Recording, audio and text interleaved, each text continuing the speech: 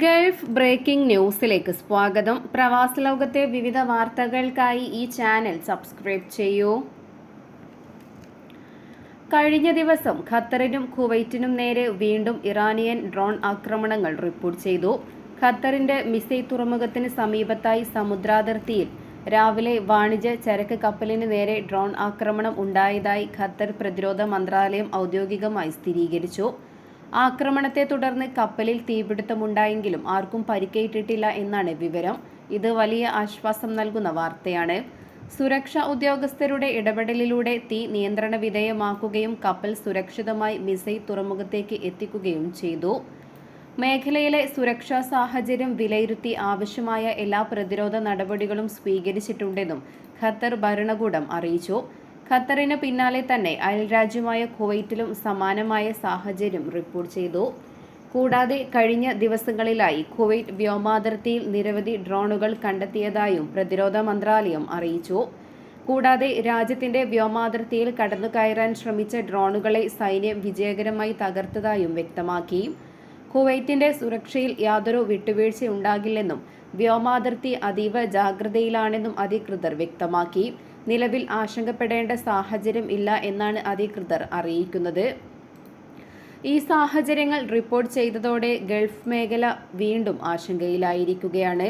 വാണിജ്യ കപ്പലുകളെ ലക്ഷ്യമിട്ടുള്ള ഇത്തരം നീക്കങ്ങൾ അന്താരാഷ്ട്ര കപ്പൽ ഗതാഗതത്തെയും എണ്ണ വിപണിയെയും ബാധിക്കുമോ എന്ന ഭയവും കൂടെ നിലനിൽക്കുന്നു. അതിനാൽ ഗൾഫ് രാജ്യങ്ങളിൽ സുരക്ഷാ നടപടികൾ ശക്തമാക്കുന്നതിനെക്കുറിച്ചുള്ള ചർച്ചകൾ വീണ്ടും സജീവമായിട്ടുണ്ട്. വടക്കൻ ബാത്ന ഗവർണറേറ്റിൽ വിവിധ കടകളിൽ നിന്നും പണവും മോട്ടോർ സൈക്കിളുകളും മോഷ്ടിച്ച സംഭവത്തിൽ 2 പേരെ റോയൽ ഒമാൻ പോലീസ് പിടികൂടി. ഗവർണറേറ്റ് പോലീസ് കമാൻഡാണ് പ്രതികളെ അറസ്റ്റ് ചെയ്തത്. സഹം, സൊഹർ വിലായത്തുകളിലെ നിരവധി വ്യാപാര സ്ഥാപനങ്ങൾ കേന്ദ്രീകരിച്ച് നടന്ന മോഷണ പരമ്പരകളെക്കുറിച്ചുള്ള അന്വേഷണത്തിനൊടുവിലാണ് പ്രതികളെ പിടികൂടിയത്. പ്രതികൾ മോഷ്ടിച്ച മോട്ടോർ സൈക്കിളും പണവും പോലീസ് കണ്ടെടുത്തു. പിടികൂടിയ പ്രതികൾക്കെതിരെയുള്ള നിയമ നടപടികൾ പൂർത്തിയാക്കി വരികയാണെന്നും അവരെ പബ്ലിക് പ്രോസിക്യൂഷന് കൈമാറുമെന്നും പോലീസ് അറിയിച്ചു. രാജ്യത്ത് വാടക വീടുകൾക്കായുള്ള ആവശ്യം വർദ്ധിച്ചുവരുന്ന സാഹചര്യത്തിൽ ഒമാനിലുടനീളം വീടുകളും വില്ലകളും ബെഡ് സ്പേസുകളും തിരയുന്ന താമസക്കാരെ വ്യാജ പരസ്യങ്ങളിലൂടെയും പണമിടപാട് അഭ്യർത്ഥനകളിലൂടെയും തട്ടിപ്പുകാർ വൻതോതിൽ ലക്ഷ്യം വെക്കുന്നു. പ്രോപ്പർട്ടി ഏജന്റുമാരായി ചമഞ്ഞ് ആകർഷകമായ ഓഫറുകൾ നൽകുകയും തങ്ങൾക്ക് അവകാശമില്ലാത്ത വീടുകൾക്കായി മുൻകൂർ പണം ആവശ്യപ്പെടുകയും ചെയ്യുന്ന നിരവധി സംഭവങ്ങളാണ് അടുത്തിടെ റിപ്പോർട്ട് ചെയ്തത്.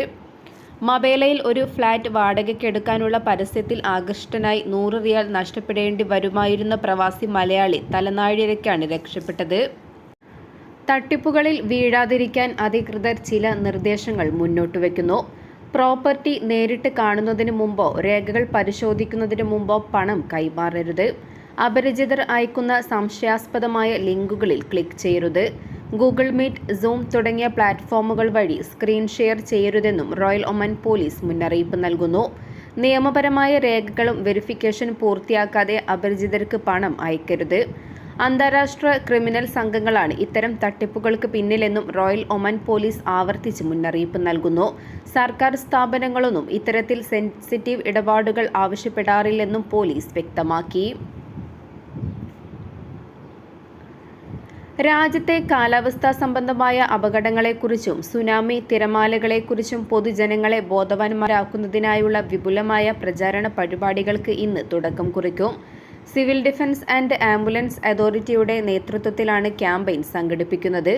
തീരദേശ മേഖലകളിൽ താമസിക്കുന്നവർക്കും പൊതുജനങ്ങൾക്കും പ്രകൃതിക്ഷോഭങ്ങൾ ഉണ്ടാകുമ്പോൾ സ്വീകരിക്കേണ്ട മുൻകരുതലുകളെക്കുറിച്ച് അറിവ് നൽകുക എന്നതാണ് ഇതിന്റെ പ്രധാന ലക്ഷ്യം. സുനാമി പോലുള്ള സാഹചര്യങ്ങളിൽ എങ്ങനെ സുരക്ഷിതമായി ഒഴിഞ്ഞു പോകാമെന്നും അടിയന്തര സാഹചര്യങ്ങളിൽ എങ്ങനെ പ്രതികരിക്കണമെന്നും ക്യാമ്പയിനിലൂടെ വിശദീകരിക്കും. മസ്കറ്റ് ഗവർണറേറ്റിൽ നിന്നാണ് ബോധവൽക്കരണ പരിപാടിക്ക് തുടക്കമിടുന്നത്. തുടർന്ന് വരും ദിവസങ്ങളിൽ രാജ്യത്തെ മറ്റ് ഗവർണറേറ്റുകളിലേക്കും ഇത് വ്യാപിപ്പിക്കും. സ്കൂളുകൾ, സർവകലാശാലകൾ എന്നിവിടങ്ങളിൽ പ്രത്യേക ക്ലാസുകളും മോക്ക് ഡ്രില്ലുകളും സംഘടിപ്പിക്കും. മുൻകൂട്ടി മുന്നറിയിപ്പ് നൽകുന്നതിനുള്ള സംവിധാനങ്ങൾ എങ്ങനെ പ്രവർത്തിക്കുന്നു എന്നും സൈറണുകൾ മുഴങ്ങിയാൽ എന്ത് ചെയ്യണമെന്നും ജനങ്ങളെ പഠിപ്പിക്കും. വിവിധ സോഷ്യൽ മീഡിയ പ്ലാറ്റ്ഫോമുകളിലൂടെയും സുരക്ഷാ നിർദ്ദേശങ്ങൾ അടങ്ങിയ ലഘുലേഖകളും വീഡിയോകളും പ്രചരിപ്പിക്കും.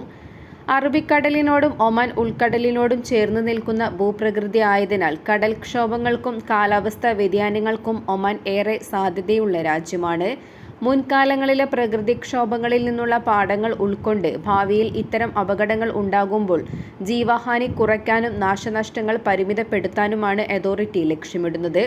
പൊതുജനങ്ങൾ ഈ ബോധവൽക്കരണ പരിപാടികളിൽ സജീവമായി പങ്കുചേരണമെന്നും ഔദ്യോഗിക കേന്ദ്രങ്ങളിൽ നിന്നുള്ള നിർദ്ദേശങ്ങൾ മാത്രം പാലിക്കണമെന്നും civil defence and ambulance authority അഭ്യർത്ഥിച്ചു.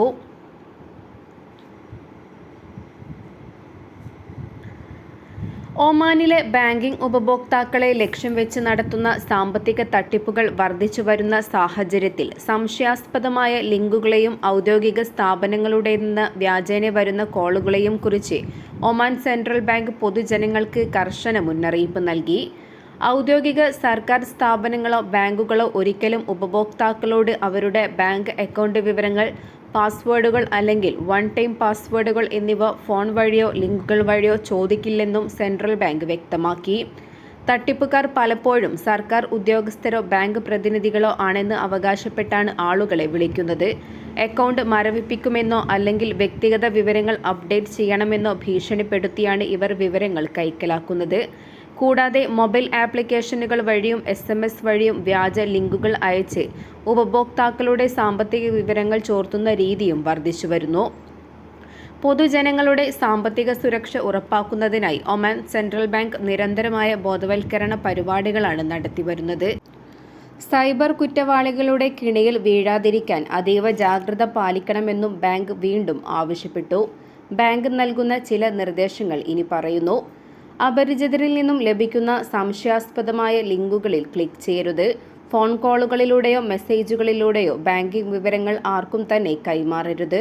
തട്ടിപ്പിന് ഇരയായെന്ന് സംശയം തോന്നിയാൽ ഉടൻ തന്നെ ബന്ധപ്പെട്ട ബാങ്കിനെയോ റോയൽ ഒമാൻ പോലീസിനെയോ വിവരം അറിയിക്കണമെന്നും അധികൃതർ നിർദ്ദേശം നൽകി.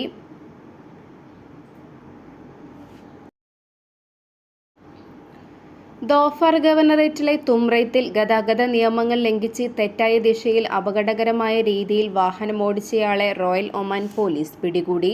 ഇയാൾ വാഹനമോടിക്കുന്നതിന്റെ ദൃശ്യങ്ങൾ സാമൂഹിക മാധ്യമങ്ങളിൽ പ്രചരിച്ചിരുന്നു. ഇത് ശ്രദ്ധയിൽപ്പെട്ടതിനെ തുടർന്ന് ദോഫർ ഗവർണറേറ്റ് പോലീസ് കമാൻഡ് നടത്തിയ അന്വേഷണത്തിലാണ് ഡ്രൈവറെ അറസ്റ്റ് ചെയ്തത്. വാഹനവും കണ്ടുകെട്ടി. മറ്റ് റോഡ് ഉപയോക്താക്കളുടെ ജീവന് ഭീഷണിയാകുന്ന വിധത്തിലാണ് ഇയാൾ വാഹനമോടിച്ചതെന്ന് പോലീസ് വ്യക്തമാക്കി.